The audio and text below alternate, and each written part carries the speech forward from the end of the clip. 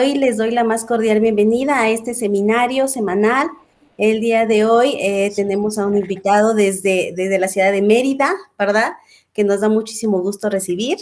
Y bueno, como ya es costumbre, les voy a pasar el video de esta semana. Esta semana les voy a dar a conocer el laboratorio de química que se encuentra en Ecocampus Valsequillo. Adelante, Miguel.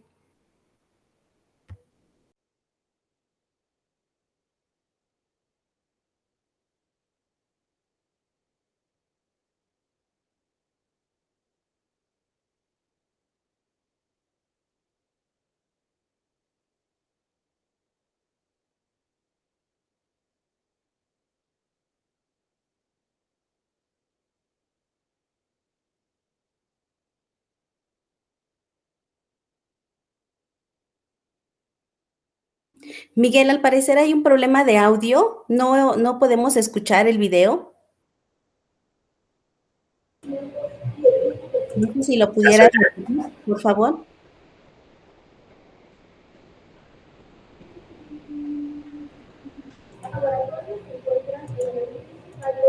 ¿No puedes poner desde el principio, Miguel?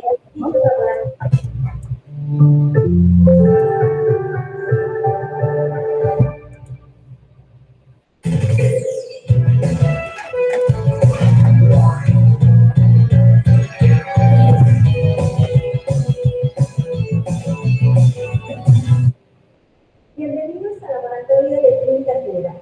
Yo soy la doctora Anabel Domino López y soy la responsable de este laboratorio, así como del laboratorio de síntesis. Estos laboratorios se encuentran en el edificio Val 2 de Ecocampus Valsequillo.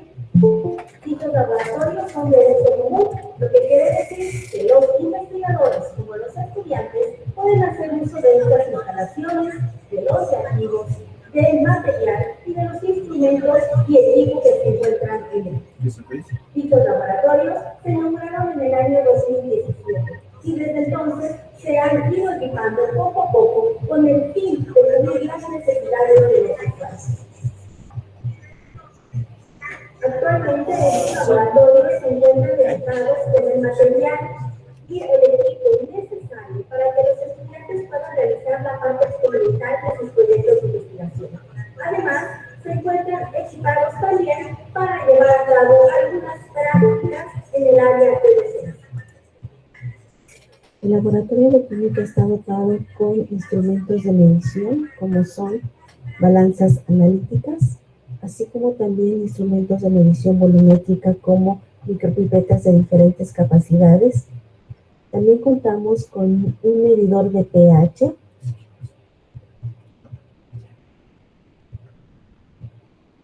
El laboratorio cuenta con 2 campanas de extracción donde se llevan a cabo diversas reacciones, haciendo uso de parrillas de calentamiento y agitación magnética con sus respectivas sondas de temperatura. El laboratorio cuenta con un baño ultrasónico, así como diferente material de vidrio volumétrico, como son probetas y matraces de evaporación. También contamos con vasos de precipitados de diferentes tamaños, con matraces redondos para realizar reacciones, así como matraces Kitasato y matraces Erlenmeyer. También contamos con un baño ultrasónico con capacidad de 10 litros. Cuando las muestras requieren un tratamiento térmico, hacemos uso de diferentes muestras, así como también de un horno.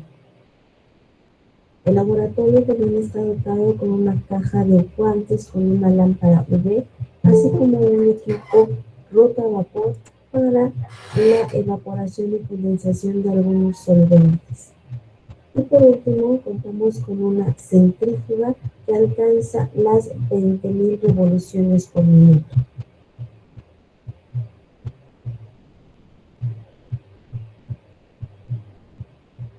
El laboratorio de síntesis está dotado de un baño ultrasónico, algunos desecadores, así como también una microcentrífuga. Para realizar algunos tratamientos térmicos, contamos con hornos tubulares de diferentes tamaños, los cuales están dotados con diferentes flujos de gases como nitrógeno y oxígeno.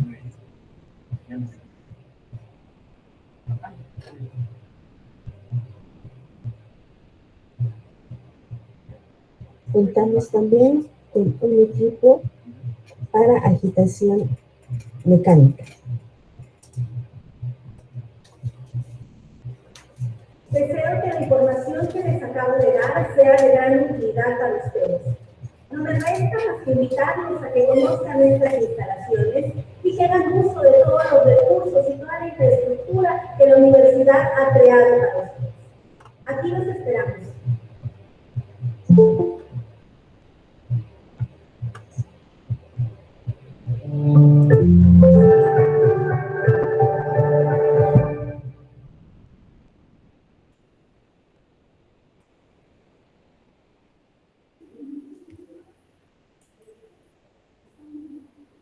Pues así es, tengo el gusto de presentarles los laboratorios de los que están a mi cargo y pues nuevamente pues solamente extenderles la invitación para que nos puedan visitar por Ecocampus Valsequillo en cuanto se pueda, claro, y pues puedan hacer uso de esas instalaciones.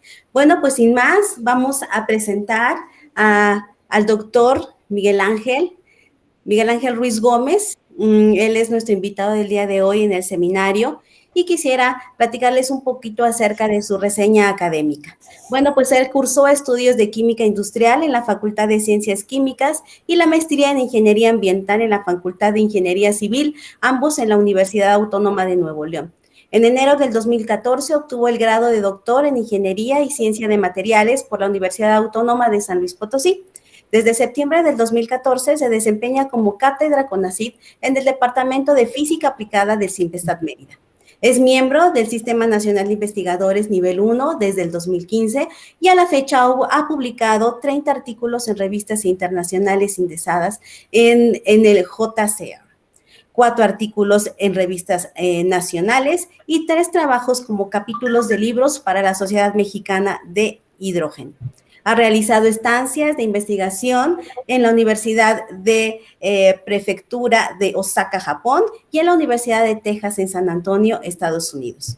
En los años 2011 y 2012 recibió el premio al mejor trabajo de investigación en el área de ciencias exactas por la Universidad Autónoma de Nuevo León. Bueno, pues sin más, quiero recibir al doctor Miguel Ángel y darle las gracias por haber aceptado esta invitación y pues estamos atentos, doctor, a su ponencia. Muchísimas gracias. No, muchas gracias, Anabel. Buenas tardes para todos y bueno, muchas gracias por la introducción sobre lo que he estado trabajando en los últimos años, mi experiencia profesional en investigación. Y bueno, pues también de antemano, muchísimas gracias por la invitación a presentar parte de los trabajos que estoy desarrollando y he desarrollado aquí en el CIMPESTAT Mérida desde mi incorporación en 2014, como bien lo comentas, como cátedra CONACYT. Y pues bueno, sería presentarles. Voy a permitir apagar mi cámara por cuestiones del internet y todo esto para que se vea bien mi presentación y al final, pues ya, si hay alguna duda, comentario, la abro nuevamente por atender sus comentarios. ¿Okay?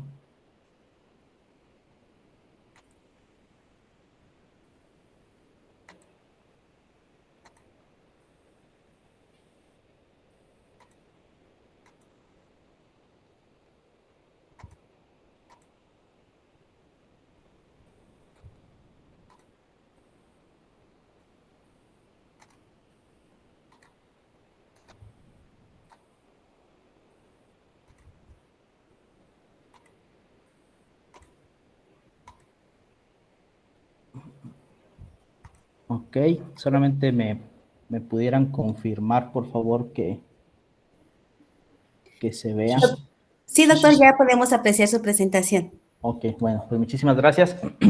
Bueno, la charla en esta ocasión se titula Impresión por inyección de tinta, INJEC, para la fabricación de películas delgadas.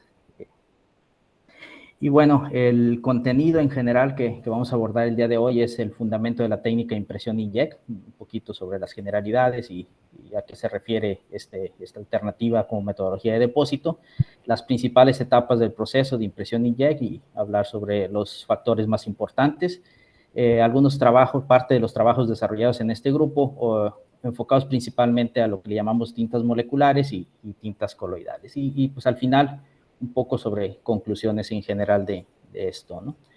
Bueno, si bien en la actualidad contamos con diferentes técnicas o metodologías en general para la impresión de nanomateriales, pues en los últimos años la técnica en particular de impresión inkjet y pues más recientemente la técnica de impresión 3D, pues son las que han llamado más la atención debido a la personalización que se puede hacer con estas técnicas, los alcances y también el que se consideran, por ejemplo, técnicas de manufactura aditiva para diversas aplicaciones que se pueden llevar incluso más allá de la escala de laboratorio. Y pues en general desde la aplicación para muchísimas áreas que podemos mencionar desde la electrónica hasta biosensores, ¿no? Para ello, en el caso de las tintas de impresión inkjet, pues se requieren que tengamos ciertas propiedades físico-químicas y esta va a depender un poco de la herramienta que queramos usar, pues van a variar principalmente aspectos como la viscosidad, por ejemplo, ¿no? Bueno, para poner un poquito en contexto la técnica de impresión inkjet, pues bueno, en esta figura se presenta los avances que hubo en el siglo XX sobre el desarrollo de impresoras, obviamente con el fin comercial, aunque pues hay una relación estrecha entre las impresoras de uso comercial con la impresora de materiales que voy a estar abordando en este tema. Y bueno, por ahí haciendo un poquito de conocer la historia de la impresora de materiales, el trabajo que se reporta en 1999 sobre el uso de la impresora inkjet para trabajar, imprimir algunos materiales a base de zirconia y alúmina, pues data de 1999, que va un poco a la par con los desarrollos que se llevaron en la parte comercial. Y bueno, los autores reportan que se utilizó una impresora IBM de 1986, ¿no? Entonces, más o menos para esas épocas, podemos hablar de entre 1990 al año 2000 fue cuando se empezaron a dar precisamente los primeros reportes sobre el uso de impresoras de materiales, aunque, recalco, se utilizaban impresoras comerciales. Y bueno, dado el auge que tuvo esta área, pues ya se utilizan impresoras especiales para el depósito de materiales o nanomateriales. Entonces, haciendo un pequeño la comparación entre estas dos técnicas, pues aquí les presento la impresora de materiales que está instalada en el departamento de física de aquí en Simvestab. Y bueno, el área donde tenemos disponible para la impresión, pues es más o menos, se aprecia aquí un poquito mayor de un tamaño carta, una hoja tamaño carta. Las dimensiones de la impresora, pues son más o menos parecidas a una impresora comercial, no es un equipo muy grande. Aquí en esta parte ahorita les voy a mostrar, tenemos el cartucho y aquí es donde se lleva a cabo el proceso de impresión y por la parte acá inferior tenemos una cámara que nos permite la visualización de las gotas, ¿no? Y bueno, haciendo un poco la analogía con lo que tenemos, con una impresora comercial, obviamente también requerimos la formulación de tintas que cubran, que tengan ciertas características físico-químicas que sean posible imprimirlas y obviamente en esta tinta pues va incluido el precursor o los materiales ya formados, pero que queremos utilizar para imprimirlos. Tenemos la posibilidad de utilizar sustratos rígidos como vidrio. En nuestras aplicaciones principalmente trabajamos con vidrio, pero también tenemos la posibilidad de trabajar con sustratos flexibles. Y bueno, el patrón que se puede imprimir, pues se diseña previamente, incluso por software, algunos patrones que ya vienen precargados como parte de la impresora, del software de la impresora, pero también podemos hacer diseños más complicados dependiendo de lo que queremos imprimir y con la ayuda de software de uso libre. En particular, en la impresora de materiales que tenemos en el Simvestab, es del tipo demanda de gota, ¿sí? Su modo de operación es demanda de gota, lo que me permite que haya un ahorro importante en el uso de la tinta. Y en el tipo de inyección se utiliza, o las más modernas, lo llevan a cabo la inyección por medio de un sistema piezoeléctrico. Entonces, con esto, pues podemos decir que la impresión inkjet, que me voy a estar refiriendo a partir de esta parte de la presentación como ya la metodología utilizando impresoras específicas inkjet, aunque pues el principio es prácticamente el mismo en una impresora comercial. Pero entonces podemos decir que la impresión inkjet es una técnica de depósito que se basa pues, en la generación y colocar gotas micrométricas de forma específica en un lugar para que se forme el patrón que ya he diseñado previamente, y entonces este patrón pues adopta la forma de una película delgada o un recubrimiento. Las principales etapas que se llevan a cabo en este proceso de impresión pues son estas 4, y ahorita les voy a ir mencionando cada una de ellas. Pues bueno, como es de esperarse, la formulación de la tinta pues es el punto más importante y también crítico que se requiere para el proceso de impresión. Obviamente, la naturaleza física y química de la tinta pues me va a definir desde que se generen las gotas de forma adecuada, cuál va a ser la mojabilidad de la tinta sobre el sustrato que voy a utilizar, y obviamente aunado a parámetros instrumentales que les voy a mencionar un poquito más adelante, pues van a definir la calidad final de la película. En la tinta, de manera muy general, podemos hablar de que hay 3 componentes principales. Obviamente el precursor, que es aquel reactivo químico que yo quiero transformar, depositarlo y transformarlo, en el caso de aquellos materiales que no estén formados previamente, o bien algunos intermediarios o productos finales que quiero formar, ¿no? En el caso dependiendo de la forma y la naturaleza del precursor, podemos diferenciar 2 tipos, lo que son las tintas solubles, como su nombre lo indica, son tintas que utilizan precursores que se disuelven normalmente en base a agua o en algunos solventes orgánicos no tóxicos de preferencia, y pues tenemos a los nitratos, acetatos, cloruros y a base de metal, y me van a servir entonces como precursor, por ejemplo, para la formación de óxidos metálicos. Y por otro lado tenemos a las tintas en suspensión. En ella principalmente vamos a tener nanopartículas dispersas, y estas pueden ser formadas por diferentes metodologías, por ejemplo el sol gel, y en nuestro caso nos hemos enfocado principalmente en el proceso de exfoliación. Y tenemos el solvente, obviamente, el cual es el encargado de transportar al precursor, ya sea soluble o en dispersión, desde el cartucho, cuando ya lo llenamos para iniciar el proceso de impresión, hasta pues su depósito final sobre el precursor. Y normalmente, dadas las especificaciones que se requieren en cuestión de viscosidad y tensión superficial, necesitamos agregar aditivos. Estos aditivos necesitamos agregarlos en cierta proporción para favorecer el proceso de impresión.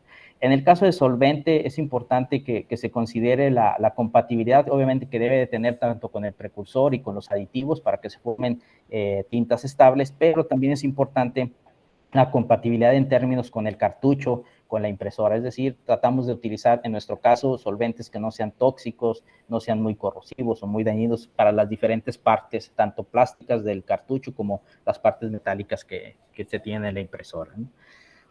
Ok, las propiedades físico-químicas en particular, cuando hablamos del proceso de impresión inkjet del tipo de impresora de demanda de gota y sistema piezoeléctrico, pues obviamente se recomiendan ciertos valores para que la tinta debe de cumplir, pues para que se lleve a cabo de forma adecuada la impresión.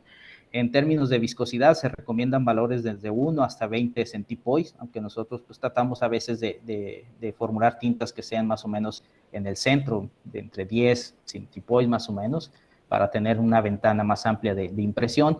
En términos de tensión superficial, se recomienda que tenga valores de 25 a 70 mililitros por metro, densidad de 1 gramo por mililitro, y en el caso de las tintas en suspensión es un criterio importante considerar el tamaño de partícula.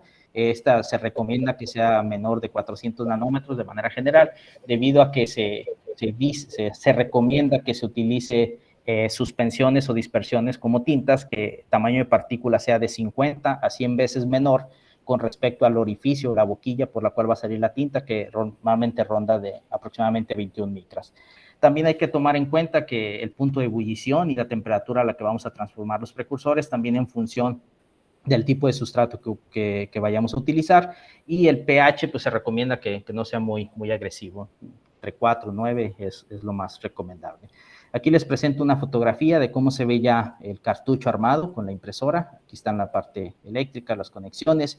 Esta es una parte desmontable que ahorita les voy a mostrar, y con 1.5 mililitros de tinta es suficiente para imprimir una cantidad importante de patrones. Nosotros hemos hecho estimaciones que aproximadamente con 1.5 mililitros de tinta podemos imprimir alrededor de entre 100 y 150 centímetros cuadrados. Va a depender de otros factores que ahorita les voy a presentar.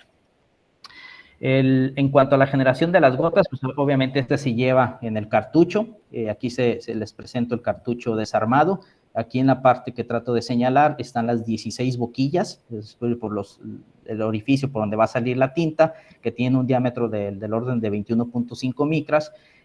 Agregamos la tinta, que obviamente si ya la tenemos caracterizada y evaluada, la llenamos 1.5 mililitros y después por una simple presión a fuerza entra el cartucho y se arma. Es un cartucho de plástico y adentro tiene una bolsa de protección, por eso les mencionaba la compatibilidad de los solventes.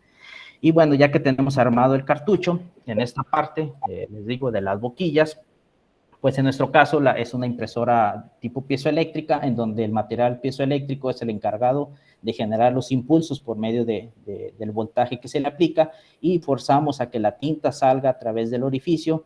Obviamente se forma la gota y se deposita en el sustrato.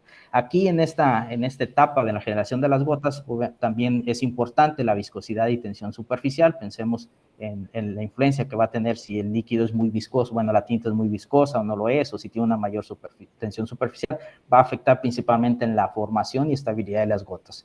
Aquí hay un punto importante. Les comentaba que el material piezoeléctrico se estimula, por así decirlo, con el voltaje de inyección. Este es un parámetro instrumental que obviamente por medio del software de la impresora yo puedo ajustar, y tengo la posibilidad de ajustarlo desde 1 a 40 volts. Entonces, dependiendo de las propiedades físico-químicas también que tenga la tinta, voy a tener que ajustar, aumentar normalmente el voltaje para generar la formación de las gotas. Normalmente las gotas con los valores que se recomienda en la impresora, a partir de 10 volts, 11 volts, ya se empieza a generar la presión suficiente para que se genere la gota.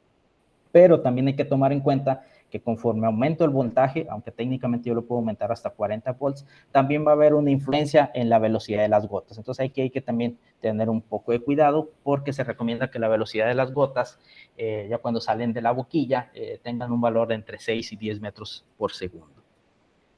En esta imagen lo que quiero representar es aplicando un voltaje de inyección para una misma tinta, para diferentes tintas, una que no tiene las propiedades físico-químicas adecuadas. Lo que vamos a ver es una duplicidad de gotas cuando están saliendo de las boquillas a un determinado tiempo, y esto se le conoce como gotas satélites, y obviamente va a afectar la calidad de la película. Lo que se recomienda es que tengamos gotas sin la presencia de estas gotas satélites, tenga de preferencia o no se genere la formación de estas colas, los tail, que se le llaman a las gotas, y a la parte de la gota, perdón, y que salgan de una forma lo más vertical posible. También se pueden desviar las gotas porque puede haber obstrucción en los nozzles o no se esté generando el proceso de impresión de manera adecuada. Entonces, lo que buscamos es este tipo de gotas aisladas, bien formadas, sin presencia de cola ni gotas satélites para el proceso de impresión.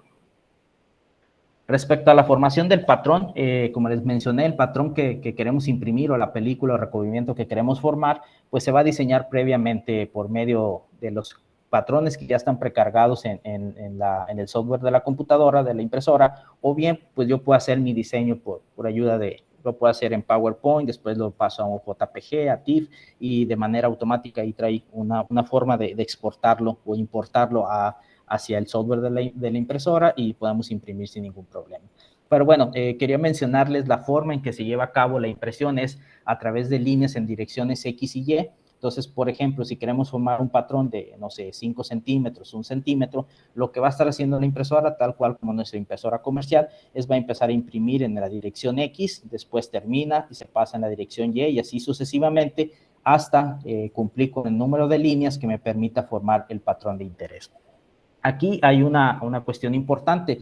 El número de gotas que yo voy a depositar para formar mi patrón también es un parámetro instrumental que yo puedo ajustar. Este sí se hace de manera manual, girando el cartucho sobre diferentes valores de ángulos, y se le conoce como espaciado de goteo. Esta es la separación que hay tanto en el eje X y Y de dos gotas adyacentes, medido en unidades de micras. Sí, y técnicamente yo lo puedo ajustar desde el valor mínimo es de 5 micras y el valor máximo es de 254 micras. Entonces, lo que me está indicando este parámetro espaciado de goteo es la cantidad de gotas que yo voy a depositar, porque a menor espaciado de goteo, obviamente, van a estar saliendo, por ejemplo, gotas con una separación de 5 micras. En cambio, en el extremo de 2.54, pues van a estar saliendo las gotas cada vez más separadas. Y pues de eso va a depender un poco también la resolución del patrón. Esto es importante de optimizarlo. Aquí les pongo un ejemplo en donde estamos tratando de, por ejemplo, hacer una línea en donde el espaciado de goteo es muy alto, es decir, las gotas están separadas, no alcanzan a coalescer y pues se ve que no se forma el patrón de interés.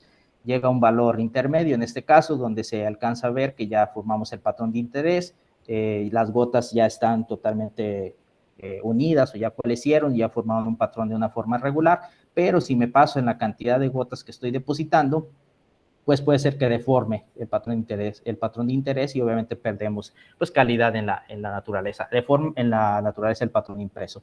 De forma micrométrica, pues lo podemos visualizar así, igual aquí el espaciado de goteo significa menor valor, pues estoy colocando una mayor cantidad de gotas y obviamente con esta mayor cantidad de gotas pues deformo mi patrón original que es un cuadrado, ¿no? Entonces, normalmente también este parámetro de espaciado de goteo tiene que ver con la cantidad de gotas que voy a depositar, se puede controlar, les decía, de manera sencilla en la impresora y también tiene que ver la interacción entre la gota y el sustrato para definir la cantidad de gotas que yo voy a depositar. Y bueno, la siguiente etapa, por último, es obviamente el secado y sinterizado. Va a depender de la naturaleza de la tinta, perdón, y obviamente de los precursores que estoy utilizando. Si estoy utilizando precursores nitratos metálicos y quiero formar un óxido metálico, pues voy a secarlo parcialmente, evaporar los solventes principalmente, y luego pues hacer un tratamiento térmico para transformar esos nitratos al óxido metálico de interés. Aquí también es importante destacar que aunque la impresora deposite las gotas y una vez que apliquemos cierta temperatura a través de la platina, que ahí les menciono que también es un parámetro instrumental en donde solamente puedo calentar hasta 60 grados, ahí hago un preevaporación de esos solventes, pues aunque la impresora deposite las gotas de una forma adecuada en la posición que yo quiero formar el patrón, pues el detalle que lo que pasa es que cuando las gotas se secan, no todos los solventes tienen un mismo comportamiento, por así decirlo. Entonces, hay estudios que sugieren que normalmente se recomienda que se utilicen mezclas de solventes para que se formen gotas ya secas, obviamente, de manera más homogénea y esto, pues, favorecer a la calidad del patrón impreso. Bueno, un poco de las fotografías sobre las tintas que hemos estado trabajando en los últimos años acá en el Simvestab, le llamamos normalmente tintas moleculares, aquellas que se disuelven completamente, y nosotros como estamos enfocados principalmente a la preparación de óxidos metálicos, pues nuestros precursores son a base de nitratos principalmente, nitratos metálicos, y en el caso de los últimos años que hemos estado trabajando en el depósito de materiales 2D, pues nos hemos enfocado a formular tintas que les llamamos coloidales, pues a base de nanopartículas. La impresora, como les comenté, es la que tenemos disponible, es piezoeléctrica y demanda de gota. Estas son algunas imágenes de algunos patrones que se han impreso, desde patrones puntuales, bueno, de puntos muy específicos, con el espaciado de goteo característico máximo de 254, patrones obviamente que se ve la distancia bien separada de las gotas, y pues ya cuadrículas e incluso algunos patrones donde si ponemos atención se alcanzan a ver una parte de la gota en donde cómo se empiezan a juntar para formar el patrón, y pues realmente patrones un poquito más grandes, ya de varios centímetros cuadrados. Ok, bueno, con esto voy a empezar ya a hablar un poquito sobre detalles de algunos resultados que hemos tenido por medio de la impresión de materiales. Y bueno, voy a abordar dos temas, principalmente la impresión de óxidos metálicos y la impresión de materiales 2D. Voy a comenzar con la impresión de óxidos metálicos. El primer ejemplo es la cobaltita de níquel. Esta fue la primera tesis de maestría y el primer artículo que se publicó por medio de la impresión que se trabajó en el Simvestab por ahí del 2016. Y bueno, lo que hicimos es formulamos la tinta, obviamente con las cantidades estequiométricas para formar este óxido. Utilizamos nitrato de níquel, nitrato de cobalto y una mezcla de glicerol agua para tener las propiedades adecuadas que les mencionaba, y en este caso encontramos una viscosidad, bueno, se midió una viscosidad de 5.7 milipascales por segundo y una tensión superficial del orden de 64 mililitros metro. Entonces, con estas características, pues sí, se logró imprimir la tinta. Cabe resaltar que aunque la tensión superficial fue un poco alta en comparación con el límite que se recomienda, fue posible realizar la impresión. Bueno, como parte del entendimiento y saber a qué temperatura íbamos a secar y a qué temperatura hay que darle el tratamiento térmico para formar la fase de interés, pues hicimos un análisis térmico de la tinta donde vemos los diferentes pérdidas de peso. Y cabe resaltar que a partir de 300, casi 30, 40 grados Celsius, ya no hay una pérdida de peso importante, sugiriéndome que ya se evaporaron todos los solventes, oxidamos o se hizo la combustión del glicerol y se transformaron los nitratos hacia los precursores correspondientes. Ya en el proceso de impresión, tratamos de, depositar cuadrículas de 1 centímetro cuadrado, un cuadrito, y trabajamos con un espaciado de goteo. Obviamente se optimizó, pero estas fueron las mejores condiciones. Un espaciado de goteo, la separación que les mencionaba de las gotas, de 20 micras, que corresponde a 2.510 gotas por milímetro cuadrado. Hicimos también ver el efecto de la temperatura y, bueno, lo que les comentaba, el hecho de que nuestra tinta tenga una tensión superficial relativamente alta requirió de un voltaje de inyección de 35 volts. Recuerdan que el máximo que tenemos es de 40 volts, entonces estamos ahí cerca del límite, pero bueno, se logró imprimir los materiales. Igual, para formar la fase de interés, le dimos un tratamiento térmico en atmósfera de aire a 500 grados por 1 hora. Algunos de los patrones que también imprimimos como parte de este trabajo pues son los mismos que ya les mencioné a continuación. Como parte de la caracterización físico-química, pues hicimos análisis principalmente de morfología, CMDS, para ver cómo estaba la superficie del material, la distribución elemental que teníamos, y bueno, no encontramos más que la proporción estequiométrica que estábamos buscando y realmente una homogeneidad bastante buena a lo largo de toda el depósito impreso. Se determinó que por medio de varias mediciones en sección transversal de la película en su parte media, un espesor del orden de aproximadamente 490 nanómetros. También medimos sus propiedades ópticas con la ayuda de un microespectrofotómetro. Analizamos 5 zonas sobre el depósito y vimos que realmente la respuesta óptica era muy similar, es decir, en términos ópticos me está indicando que la película es bastante homogénea, ¿no? Lo podemos ver aquí en sus espectros de absorbancia.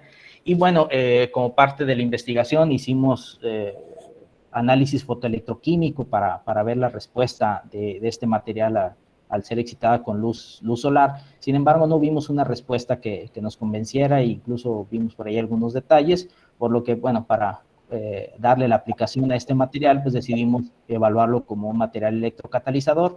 Ya habían reportes y sigue habiendo reportes en la literatura de que esto es un material interesante para propiedades electrocatalíticas, principalmente para la oxidación del agua.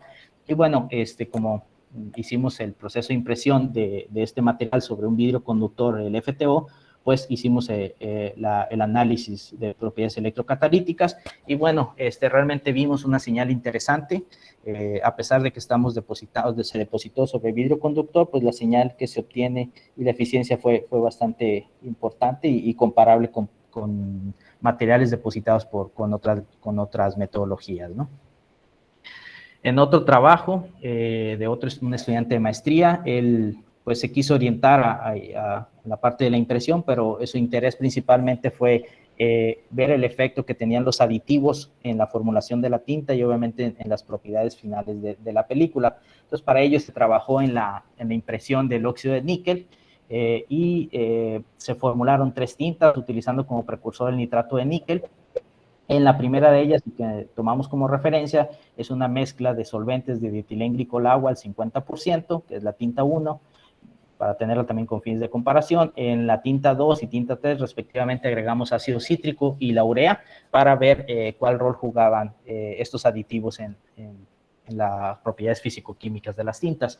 La viscosidad que medimos, encontramos que al agregar ácido cítrico, obviamente está afectando la parte estructural y intermolecular de la tinta, y esto se ve reflejado en un aumento considerable de su viscosidad. En general obtenemos valores de viscosidad de 2.39 hasta 5.5, que están dentro de los valores sugeridos para la impresión, ¿no?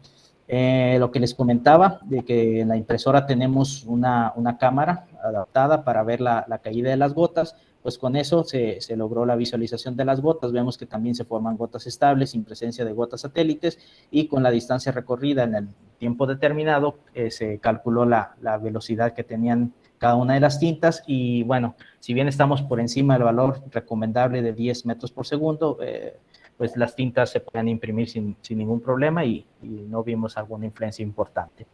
En este trabajo, Ángel, que es el tesista que trabaja en ello, él sí midió todas las propiedades físicas, tensión superficial, viscosidad, densidad, y con los valores de velocidad y el diámetro de la boquilla que tenemos en el nozzle, se pueden aplicar estas ecuaciones que les presento acá, el número de Reynolds, el número de Weber y el valor de Z, lo cual se ha ligado con las propiedades que tienen las tintas para ser imprimibles, ¿no? Entonces, con toda esta información que se obtuvo de la caracterización físico-química de las tintas, se propuso, pues, un mapita de imprimibilidad, que normalmente se lo podemos encontrar en los estudios que se hacen en procesos de impresión inkjet, pero aquí lo importante es que estamos corroborando que las tintas son imprimibles, ya que se localizan los valores del número de Z en función del número de Weber, el número de Reynolds, en la zona imprimible, que aquí está marcado con el número 5, en función de toda la caracterización que les mencioné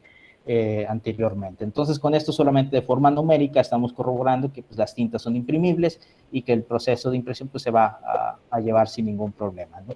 Aquí nada más podemos resaltar que en el caso de la tinta 2, si recuerdan que fue la más viscosa, pues obviamente se mueve hacia la región número 1, que se considera el líquido más viscoso. Este mapa de imprimibilidad también me va a ayudar en ocasiones para hacer análisis de modelado y análisis previo, para indicar cuál puede ser las opciones más viables de impresión. Incluso en literatura hay trabajos que se enfocan solamente en el modelado de todo el proceso de impresión, aplicando estas ecuaciones, y pues ya te van a sugerir los valores adecuados para realizar la formulación de las tintas.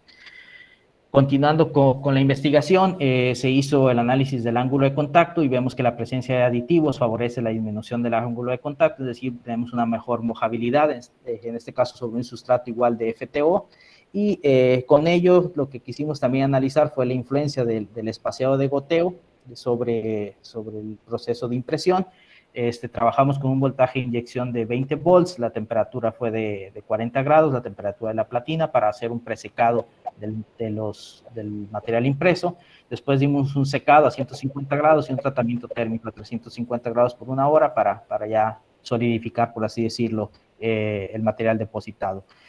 Aquí también formamos cuadros de 1 centímetro cuadrado, y les presento imágenes de microscopía electrónica de barrido y microscopía óptica, en donde estamos analizando el efecto que tiene el espaciado de goteo. Vamos de un espaciado de goteo grande, es decir, la separación entre las gotas es amplia, y conforme disminuimos el espaciado de goteo, pues lo que vamos aumentando es el número de gotas, de 204 que tenemos para un espaciado de goteo por milímetros cuadrado, hasta 1111 gotas por milímetro cuadrado en el caso del espaciado de goteo 30.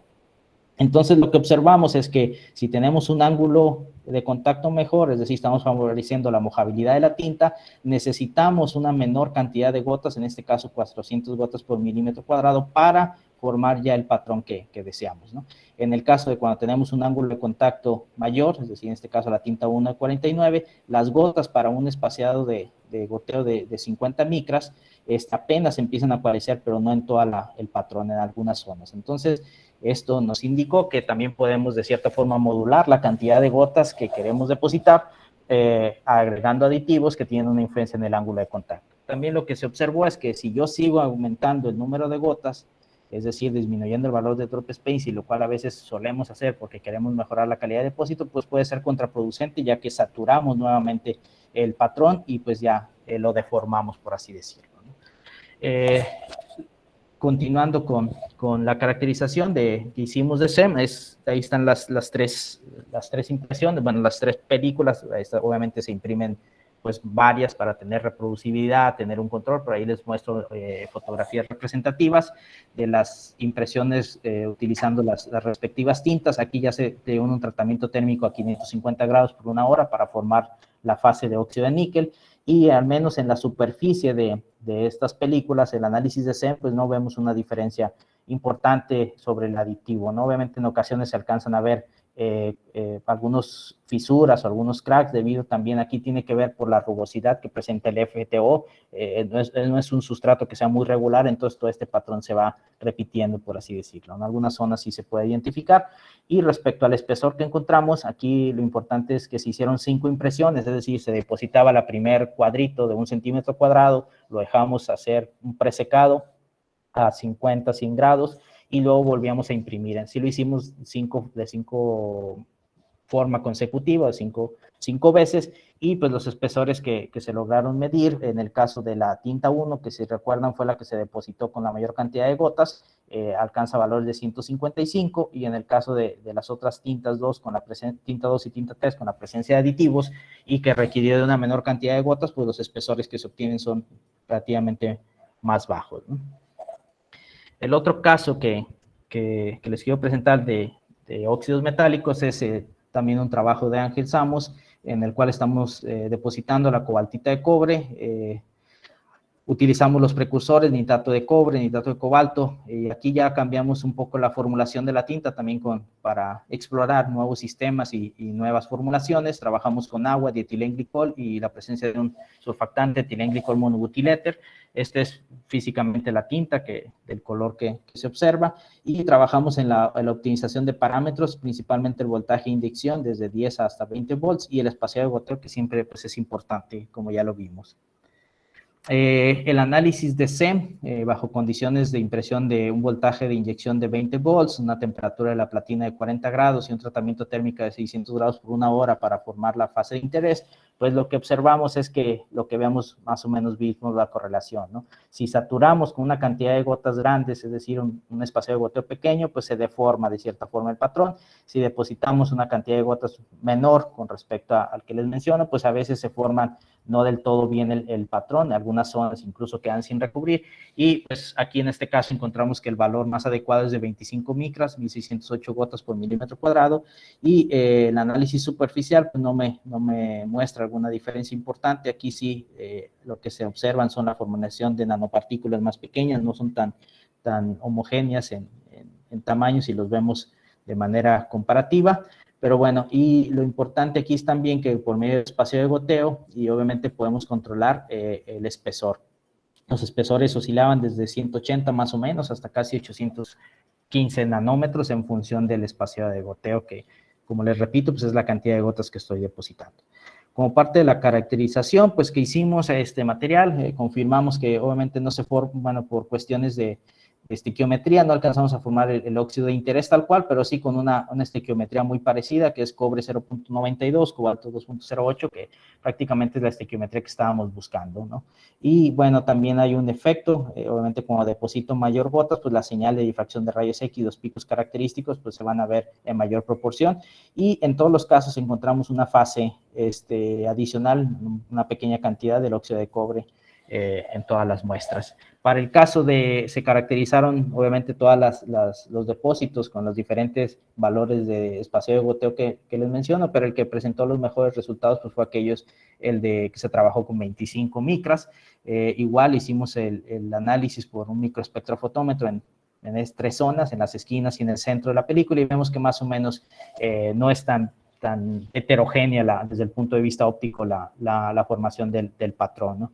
Y en este caso sí vimos una respuesta fotoelectroquímica para esta fase de la cobaltita de cobre, y bueno, en general pues nada más mencionar que bajo luz solar simulada este material presenta una corriente fotocatódica, lo cual está asociado con su semiconductividad tipo P, y que obviamente este material podría ser pues de interés. De hecho ya lo estamos explorando bajo otras condiciones para posible aplicación, por ejemplo, en una celda fotoelectroquímica para producción de hidrógeno, ¿no? Y bueno, esto es respecto a los óxidos metálicos que estamos trabajando. Y respecto a los materiales 2D, nos hemos enfocado en dos, en el nitruro de carbono que les presento ahorita y en el óxido de grafeno reducido que ahorita les voy a presentar. La síntesis y caracterización la realizó un grupo de la Universidad Autónoma de Nuevo León con la que colaboramos y bueno, ellos caracterizaron el polvo, lo sintetizaron, caracterizaron y pues ya cuando se tenía el polvo obtenido, lo empezamos a trabajar para hacer su impresión. Nos enfocamos obviamente en la formulación de la tinta, el proceso de impresión, el tratamiento térmico y la caracterización físico-química. Respecto a la formulación de la tinta para este material, es un material 2D que ha llamado la atención en los últimos años por su, pues, comparativa, por así decirlo, con el grafeno y todo este boom que hay de los materiales 2D. Este es el polvo, así se ve físicamente el polvo, es un color amarillo, una tonalidad amarilla, y de aquí hicimos así se ve su morfología del polvo, tal cual, y la tinta las formulamos tomando como base el proceso de exfoliación, es decir, como es un material 2D, pues se puede hacer el proceso de exfoliación, si encontramos las condiciones adecuadas, se puede formar una dispersión estable, y si tenemos una dispersión estable, pues la podemos utilizar como una tinta. Respecto a la estabilidad, debido a que el cartucho, cuando se llena con la tinta, el cartucho se cierra y es difícil abrirlo para estar rellenando y en ocasiones lo dañas, pues buscamos que al menos las dispersiones que vayamos a utilizar sean estables al menos por un mes y de esta forma asegurar que ya nos terminamos toda la tinta, imprimimos toda la cantidad de materiales que queremos y pues ya de esta parte optimizamos también el consumo de los cartuchos, ¿no? Entonces por eso es importante la estabilidad. En el proceso de exfoliación lo que hicimos, utilizamos 10 miligramos de nitruro de carbono en polvo y evaluamos 4 solventes utilizando 10 mililitros de cada uno. Hicimos el proceso de exfoliación de 2 a 6 horas. Hicimos también una evaluación del efecto que tiene la centrifugación, el tiempo de centrifugación, porque de esta forma puedo controlar el tamaño de partículas. Obviamente van a sedimentar, si pongo a centrifugar más tiempo, van a sedimentar aquellas que son más pesadas. Y bueno, la estabilidad que les mencionaba y también el tamaño de partícula. De los solventes evaluados, el agua, el isopropanol, el etilenglicol y el glicerol, cuando se evalúan después de 6 horas de sonicarlos, pues vemos que sí se dispersa, sí se exfolia el material nitruro de carbono en estos solventes. Sin embargo, cuando los dejamos en reposo desde 2 hasta 24 horas, vemos que los solventes que son más atractivos para estabilizar, exfoliar y estabilizar el nitruro de carbono, en este caso es el etilenglicol y el glicerol, ¿no?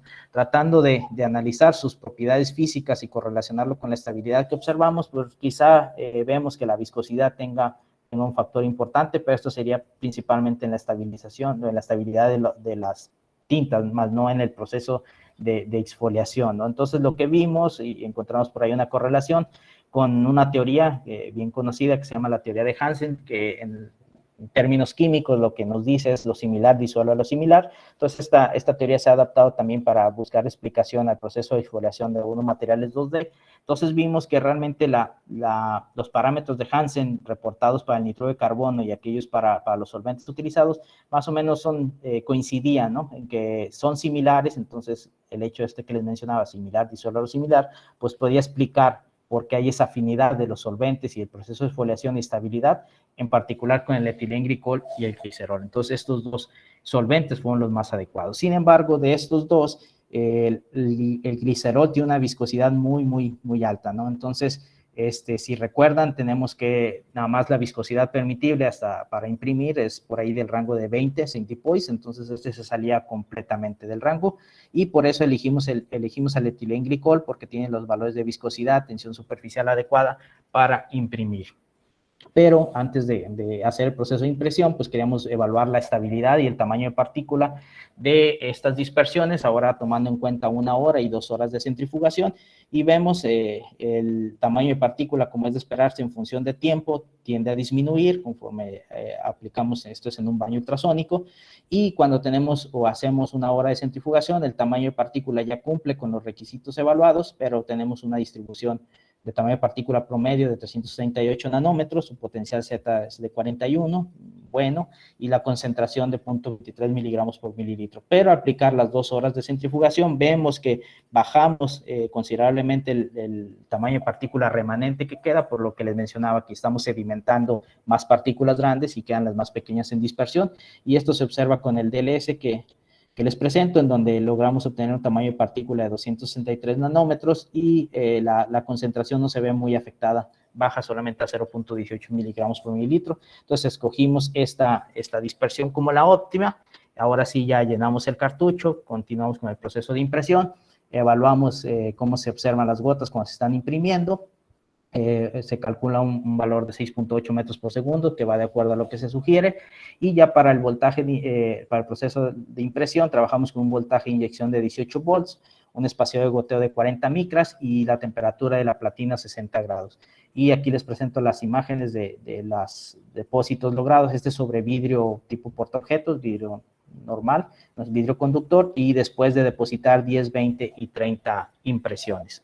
Si bien aquí no se forma una película como tal homogénea, porque obviamente son un material que está disperso y no se logra una homogeneidad, pues sí observamos por el análisis de AFM que conforme aumentamos el número de impresiones, obviamente estamos mejorando, hay una mejor cobertura de la superficie, y lo importante aquí es de que ya que las gotas se depositan de manera específica en los sitios para formar el patrón, pues no estamos aumentando el espesor de forma considerable. Lo que estamos haciendo es, cuando se está haciendo el proceso de impresión, es como que rellenar, por así decirlo, los espacios que no tenías material, y por eso el espesor, la altura o el espesor se mantiene más o menos en valores similares.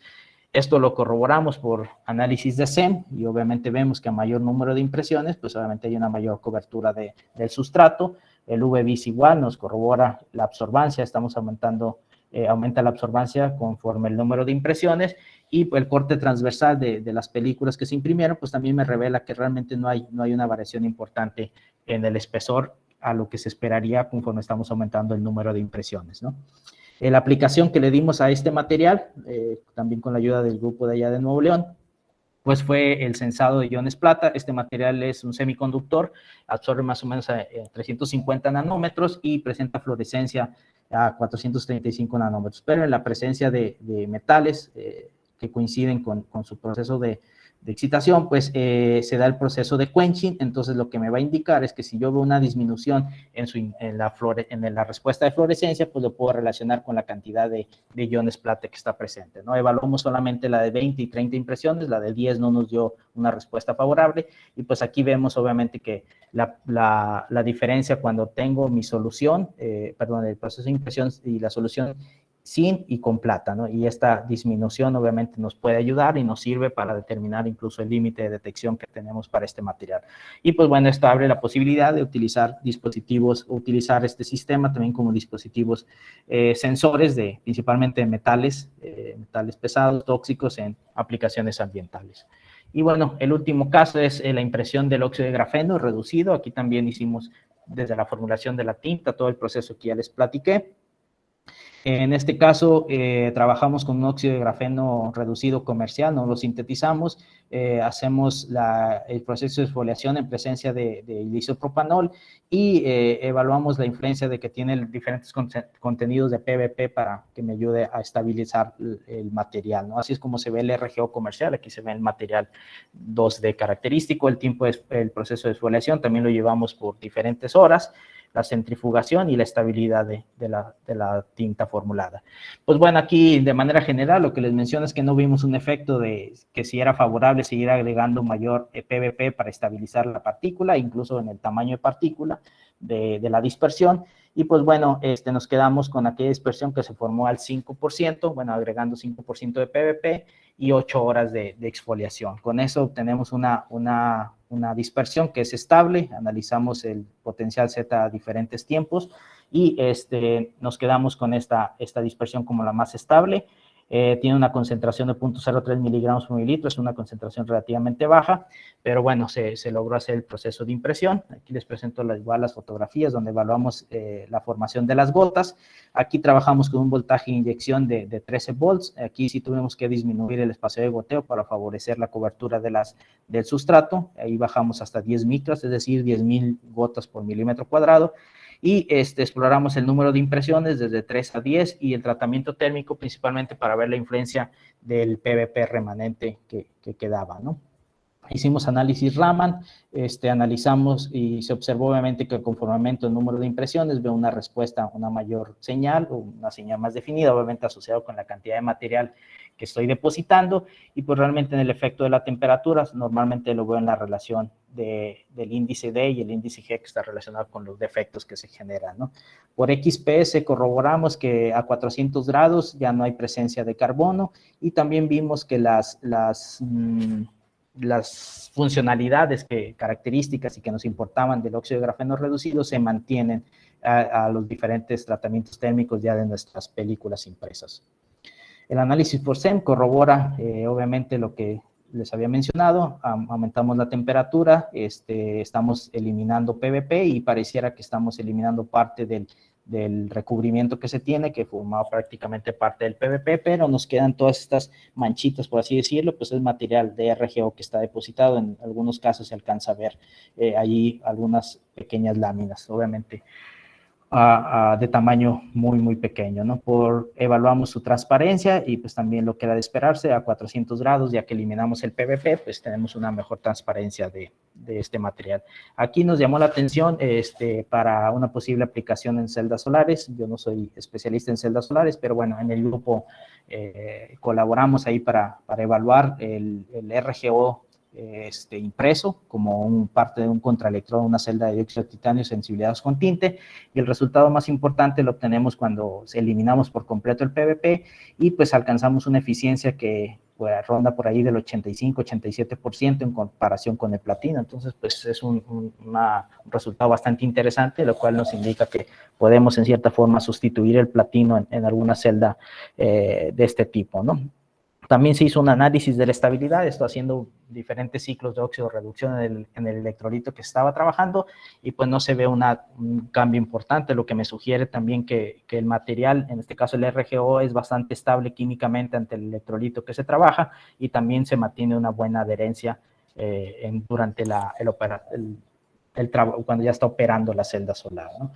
A manera de conclusiones muy particulares, pues vemos que el uso de aditivos en las tintas me puede modular obviamente sus propiedades físico-químicas, y de ahí yo puedo sacarle provecho, ya que disminuyo la cantidad de gotas que se imprimen, y esto me puede abrir oportunidad, por ejemplo, cuando utilizo tintas que son costosas, ¿no? Puedo modular mejor las propiedades de la tinta, mejorar la mojabilidad, por así decirlo, y disminuir la cantidad de gotas, ¿no? También hemos visto que el espacio de goteo pues, es el parámetro instrumental más importante, ya que me permite controlar los espesores de las películas o recubrimientos que estoy depositando, y pues en nuestro caso vimos que tenemos rango de espesores de 90 a 800 nanómetros, ¿no? Y por último, pues, la adaptabilidad del proceso de esfoliación, y junto con la reproducibilidad y resolución micrométrica, que presenta la impresión inkjet, pues puede abrir nuevas posibilidades y oportunidades para desarrollar dispositivos miniaturizados basados en materiales 2D, que es un tema importante, ¿no? Y bueno, pues obviamente este trabajo es trabajo en equipo. Aún me toca presentarlo, pero obviamente detrás de mí hay muchas personas, en particular agradecer a Dianela y Ángel, que fueron los que iniciaron esta aventura de la impresión inkjet, que ellos trabajaron con los materiales metálicos.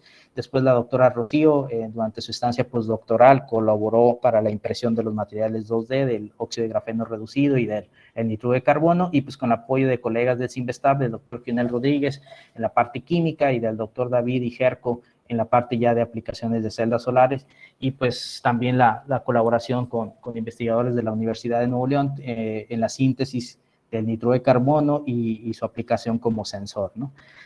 Y pues por último, como lo platicaba ahí con Anabel, pues también el objetivo de esta charla y la invitación pues es aprovechar y ver posibles colaboraciones en áreas de interés. Y bueno, en general, pues como ya lo mencionaron, la impresión de óxidos metálicos y de materiales 2D, pues es algo que ya tenemos más o menos controlado aquí en el CIMBESTAB. Lo que sí sería importante es diversificar sus aplicaciones, ¿no? Ver qué otras opciones, qué otras aplicaciones pudiéramos tener, y en particular, pues por ahí si hay alguien interesado o trabaja en estas áreas, de ahí del Instituto de Física con ustedes, pues tengo por ahí un interés en incursionar en la impresión de dispositivos aplicados principalmente como sensores y biosensores. Y bueno, pues de mi parte sería todo, y espero que les haya gustado mi presentación. Quedo atento por alguna duda o comentario. Muchas gracias. Doctor, muchísimas gracias por tan interesante plática. Quisiera saber si alguno de mis compañeros tiene alguna pregunta.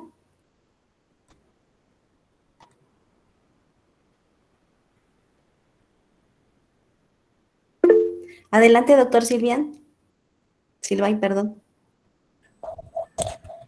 Sí, es lo mismo. En el caso de los óxidos de níquel y cobalto, tengo entendido que la impresión del patrón no es homogénea en términos de espesor, es decir, que es más delgado sobre los bordes del patrón que se imprime. ¿Este tiene consecuencias sobre las aplicaciones en supercapacitores o cosas así?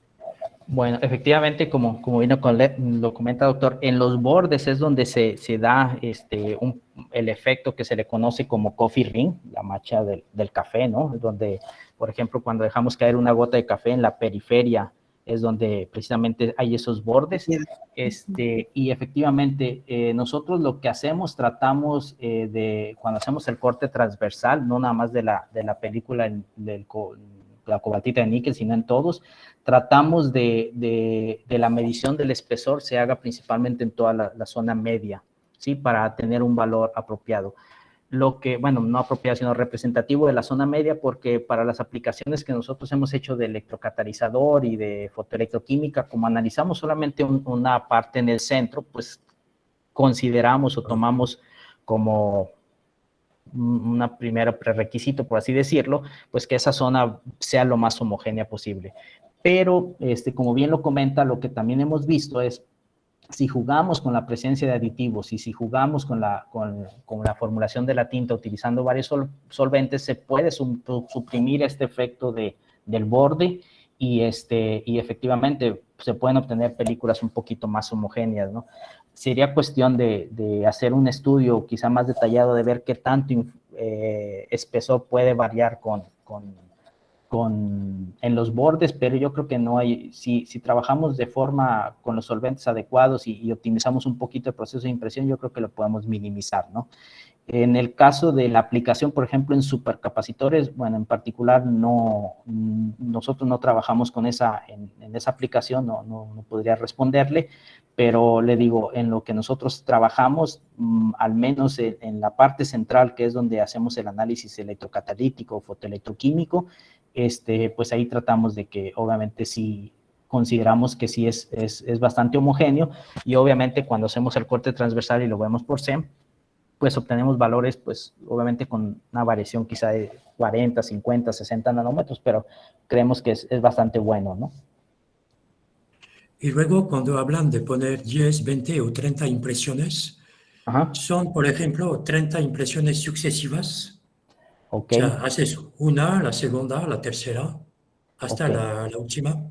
Sí, ahí sí, efectivamente, como la impresora, pues es como el que tenemos en casa, es decir, ya tenemos el sustrato fijo, entonces lo que hacemos, el cartucho se empieza a mover para formar el patrón, podemos hacer las impresiones sucesivas. De hecho, ahí nada más lo que va a depender es, nosotros lo hicimos en el estudio del trabajo de Ángel Samos, lo hicimos en el caso del óxido de níquel, pero ahí como sí estuvimos explorando varias condiciones, en el caso de cuando son tintas moleculares o tintas en disolución, lo que vimos que tendríamos que hacer, o más nos convenía para ese sistema, es imprimíamos una capa o hacíamos un pase de impresión y luego presecábamos en la platina, por ejemplo, a 60 grados, que es la temperatura máxima que nos permite la impresora. Después teníamos que remover el vidrio y llevarlo a una plancha de calentamiento, y ahí evaluamos varias temperaturas y la que mejor nos favoreciera calentar hasta por ahí de 300 grados.